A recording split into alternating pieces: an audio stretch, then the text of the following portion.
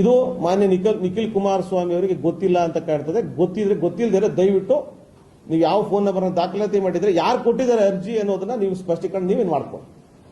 ಅದ್ರ ಜೊತೆಯಲ್ಲಿ ನಿಖಿಲ್ ಕುಮಾರಸ್ವಾಮಿ ಅವರ ಹೆಸರಲ್ಲೂ ಓದಿದೆ ಪಾಣಿ. ಅವರು ಕೂಡ ಒಂದು ಅರ್ಜಿ ಹಾಕಿದ್ದಾರೆ. ಏನಂತ ಅದನ್ನು ಕೂಡ ಲಕ್ಷ್ಮೀ ದೇವಮ್ಮ ಅನ್ನೋರ ಹೆಸರಲ್ಲಿದೆ, 4 ಎಕರೆ ಜಮೀನು. ನಾನು ಕ್ರಯವನ್ನ ಮಾಡ್ಕೊಂಡಿದ್ದೀನಿ. ಪ್ರೆಸ್ ಮೀಟ್ ಇನ್ನೊಂದು ಹೇಳಿದ್ರು, ನಾನು 20-25 ವರ್ಷಗಳ ಮುಂಚೆ ನಮ್ಮ ಕುಟುಂಬ ಅದನ್ನು ಖರೀದಿ ಮಾಡಿದೆ ಅಂತ ಹೇಳ್ತಾರೆ. 20 ವರ್ಷಗಳ ಮುಂಚೆ ಖರೀದಿ ಮಾಡಿದೆ ಅಂತ ಹೇಳ್ತಾರೆ. ನಾನು ಇಲ್ಲಿ ಅವ್ರ ಕ್ರಯ ಪತ್ರದ ದಾಖಲಾತಿಗಳು ಅವರೇ ಕೊಟ್ಟಿರ್ತಕ್ಕಂಥ ದಾಖಲಾತಿಗಳನ್ನ, ನಮ್ಮ ಕಚೇರಿ ಕೊಟ್ಟಿರ್ತಕ್ಕಂಥ ದಾಖಲಾತಿಗಳನ್ನ ನಿಮ್ಮ ಮುಂದೆ ಬಿಡುಗಡೆ ಮಾಡ್ತಾ ಇದ್ದೀನಿ. ಅವರು ಮಾಡ್ಕೊಂಡಿರೋದು 23/7/2024. ಯಾರು? ನಿಖಿಲ್ ಕುಮಾರಸ್ವಾಮಿ ಅವರು ಮಾಡ್ಕೊಂಡಿರ್ತಕ್ಕಂಥದ್ದು 23/7/2024. ಮತ್ತೆ ಜಿಪಿಎನು ಕೂಡ ಮಾಡ್ಕೊಂಡಿರೋದು ಅವತ್ತೇನೆ. ಒಂದೇ ದಿನ ಜಿಪಿಎ ಮತ್ತು ಕ್ಯಾನ್ಸಲೇಷನ್ ಮಾಡ್ಕೊಂಡು ಜನರ ಆಲ್ಟರ್ನೇಟಿವ್ ತಗೋತಾರೆ, ಕ್ರಯವನ್ನು ಮಾಡ್ಕೋತಾರೆ. ಅಂದ್ರೆ 20 ವರ್ಷದ ಮುಂಚೆ ನೀವು ಜಮೀನನ್ನ ಖರೀದಿ ಮಾಡಿಲ್ಲ ಅನ್ನಂಗಾಯ್ತು. 23/7/2024 4 ಎಕರೆ ಜಮೀನು ನೀವು 20 ವರ್ಷಕ್ಕೆ ಮುಂಚೆ ಖರೀದಿ ಮಾಡಿದ್ರೆ ಅಂದ್ರೆ ಬೇರೆ ಹೆಸರು ಯಾರ ಹೆಸರು ಇಟ್ಬೋದಾಯ್ತು. ಹಂಗಾರೆ ಬೇರೆ ಹೆಸರು ಯಾರ ಹೆಸರಾದ್ರೂ ನೀವು ಜಮೀನನ್ನ ಖರೀದಿ ಮಾಡಿ ಇಟ್ಟಿದ್ರ ಅನ್ನೋ ಪ್ರಶ್ನೆ ನಿಮಗೆ ನಾನು ಕೇಳ್ತೀನಿ. ನಾನು ಈ ಪಾಣಿಗಳನ್ನು ಅವರು ಕೂಡ ಲಗತ್ತಿ ಮಾಡಿದ್ದಾರೆ. ಅನಿತಾ ಕುಮಾರಸ್ವಾಮಿ ವಿರುದ್ಧ ಪಾಣಿಗಳನ್ನು ಕೂಡ ಲಗತ್ತನ ಮಾಡಿದ್ದಾರೆ.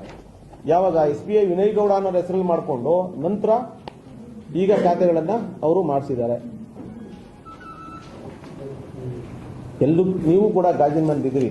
ಬೇರೆಯವರು DK ಶಿವಕುಮಾರ್ ಅವರ ಆಸ್ತಿ, ಅಪಾರ್ಟ್ಮೆಂಟ್, ಇನ್ನೊಂದು ಮತ್ತೊಂದನ್ನ ಪ್ರಶ್ನೆ ಮಾಡೋದು ಬಿಟ್ಟು ಕಾಲೇಜು ಇನ್ನೊಂದು ಅವ್ರನ್ನೆಲ್ಲ ಆಗೋಯ್ತು. IT ರೈಡು ಆಗೋಯ್ತು, ED ರೈಡು ಆಗೋಯ್ತು. ಎಲ್ಲಾ ತರದ ಇದನ್ನು ಕೂಡ ಅವರು ಎದುರಿಸು ಆಯ್ತು, ಉತ್ತರವನ್ನು ಕೊಟ್ಟು ಸಾಬೀತು ಮಾಡ್ಕೊಂಡು ಬಂದು ಆಯ್ತು.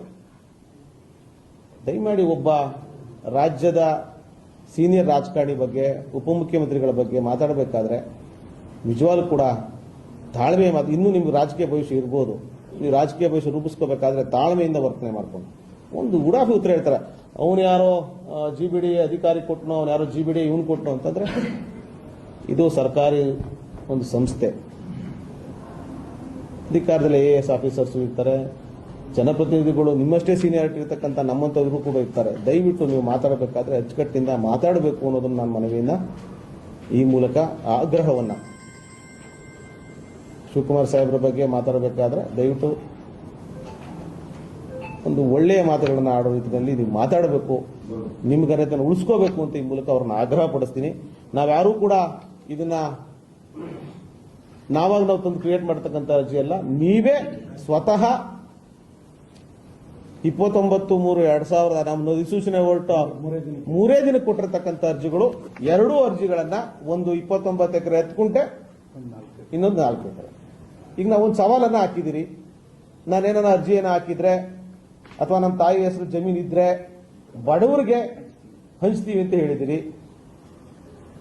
ನೀವು ನಮ್ಮ GBDಗೆ ಅದನ್ನ ಕೊಟ್ರೆ ನಾವು ಬಡವರಿಗೆ ನಿಮ್ಮ ಪರವಾಗಿ ಹಂಚೋದಕ್ಕೆ ನಾವು ಸಿದ್ಧರಿದ್ದೀವಿ, ಭೂಮಿಯನ್ನ ನಿಮ್ಮಿಂದ ಪಡ್ಕೊಳ್ಳೋದಕ್ಕೂ ನಾವು ಸಿದ್ಧರಿದ್ದೀವಿ ಅಂತ ಈ ಮೂಲಕ ಮನವಿಯನ್ನು ಮಾಡ್ತೀವಿ. ದಯವಿಟ್ಟು ಯಾವತ್ತು ಇಲ್ಲೇ ಸಬ್ ರಿಜಿಸ್ಟರ್ ಆಫೀಸು ಕೂಡ ಕೆಳಗಡೆ ಇದೆ, ಯಾವತ್ತು ಬಂದು ನಮ್ಮ GBDಗೆ ಹಸ್ತಾಂತರ ಮಾಡ್ಕೊಡ್ತಿರೋ ದಿನಾಂಕ ನೀವು ಪ್ರಕಟಣೆ ಮಾಡಬೇಕು ಅಂತ ನಿಮ್ಮ ಮಾಧ್ಯಮದ ಮೂಲಕ ಸಾರ್ವಜನಿಕರ ಪರವಾಗಿ, ಸಾರ್ವಜನಿಕರಿಗೆ ಕೊಡ್ತೀವಿ ಅಂತ ಹೇಳಿ ನಾವು ಕೂಡ ಬಡವರ ಪರವಾಗಿ ಕೊಡ್ತೀವಿ.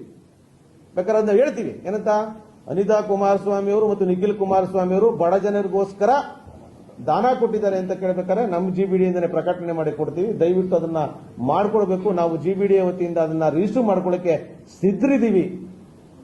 ನಿಮ್ಮ ಮೂಲಕ, ಅಂದ್ರೆ ನಮ್ಮ ಮೂಲಕ ಬಡವರಿಗೆ ಹಂಚಕ್ಕೆ ನಾವು ಸಿದ್ಧರಿದ್ದೀವಿ. ದಯವಿಟ್ಟು ನೀವು ಕೊಡೋದು ದಿನಾಂಕವನ್ನು ನಿಗದಿಪಡಿಸಬೇಕು ಅಂತ ಈ ಮೂಲಕ ದಾಖಲಾತಿಯೊಂದಿಗೆ ನಿಮ್ಮ ಮೂಲಕ ನಾನು ಮನವಿನ ಮಾಡ್ತಾ ಇದೀವಿ.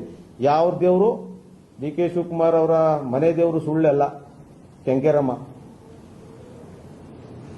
ಅವ್ರಿಗೆ ಅಂತ ಅನಿವಾರ್ಯತೆ ಪರಿಸ್ಥಿತಿ ಬಂದಿಲ್ಲ. ಸುಳ್ಳು ಹೇಳ್ತಕ್ಕಂಥದ್ದು ಸಾರ್ವಜನಿಕ ಜೀವನದಲ್ಲಿ. ದಯವಿಟ್ಟು ತಾವು ಮಾತಾಡಬೇಕಾದ್ರೆ ಆವೇಶಕ್ಕೆ ಒಳಗಾಗದೆ ಪ್ರತಿಯೊಂದನ್ನು ಕೂಲಂಕುಷವಾಗಿ ಮಾತಾಡಬೇಕು ರಾಜ್ಯದ ಜನತೆ ಮುಂದೆ ಅಂತ ನಾನು ಆಗ್ರಹ ಮಾಡ್ತೀನಿ.